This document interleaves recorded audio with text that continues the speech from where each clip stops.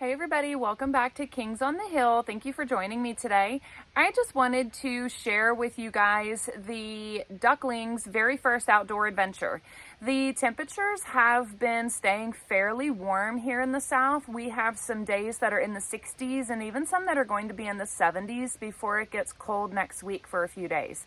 So with that being said, I am going to try to start transitioning the ducklings outside, and to start doing that, you just put them outside for short periods of time and just monitor them to make sure they don't get cold, see how they do, and also let them explore their surroundings. Now, my babies are 2 and 3 weeks old. They do not have feathers yet, but you can just start to see them coming through. So they will be feathered here in probably another couple of weeks. And at that point, if the temperatures are still staying fairly manageable, I am going to put them outside. They are outgrowing their brooder so quickly, so we're really running out of space for them. That's kind of the biggest issue. It is not a problem at all to run heat to this little coop here behind me, and this is where they're going to be living until they can transition to the big girl coop. So it's actually fairly close to the house. We can run a 100-foot extension cord out here, and we can, put a heat plate, or I have a radiant heat plate that we can mount to the wall inside of the coop that they can snuggle up against if they need to as well.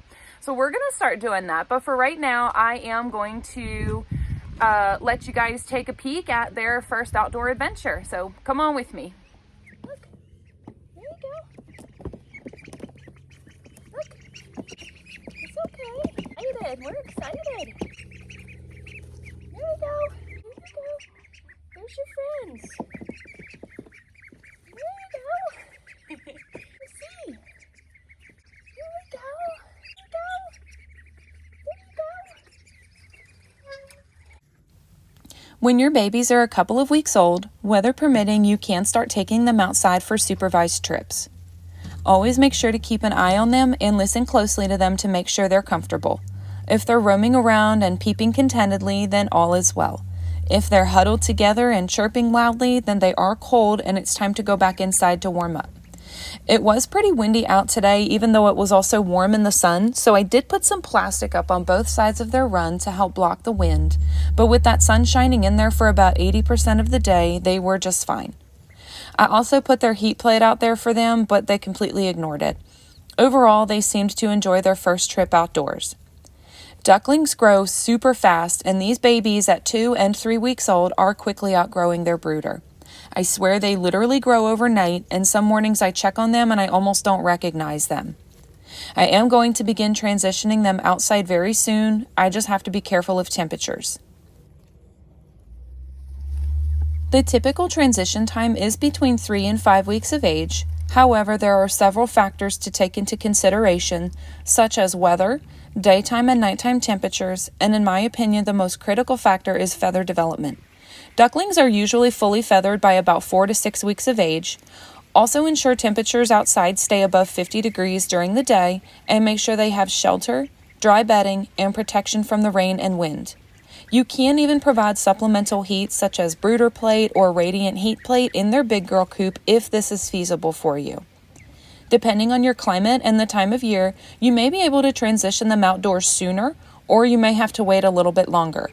I am in the South, however, November temperatures can be unpredictable, so I do have to pay close attention to the temperatures and accommodate as needed. Even with our buff Orpington pullets we had back in the spring, I still had to give them a radiant heat plate in their coop for a little while, as those spring nights can get pretty chilly. Both duck breeds that I have selected are some of the more cold-hardy breeds. The Cayuga is known for its glossy black feathers and its ability to thrive in chilly conditions. The Khaki Campbell is also another hardy breed and can flourish in both tropical and extremely cold climates. I noticed that within the first week, these babes were already avoiding their heat plate in the brooder, and they don't use it much at all now, but I still make it available to them just in case they need it as they learn to regulate their own body temperatures. When we put them out in the coop, I will run a radiant heat plate out there for them as well for those cooler nights. If you look closely at the Khaki Campbells, you can start to see the development of those big girl feathers on their wings and their breasts and bellies. It really almost seems as if they sprouted those little feathers overnight. It won't be long now. Even with the sun beginning to go down this afternoon, they still were settling down and snuggling up to each other. I did leave them out for most of the day, and I was outside most of the day myself, so I was able to keep a very close watch on them. They did really great. They got to know their new surroundings and even meet their new chickie neighbors.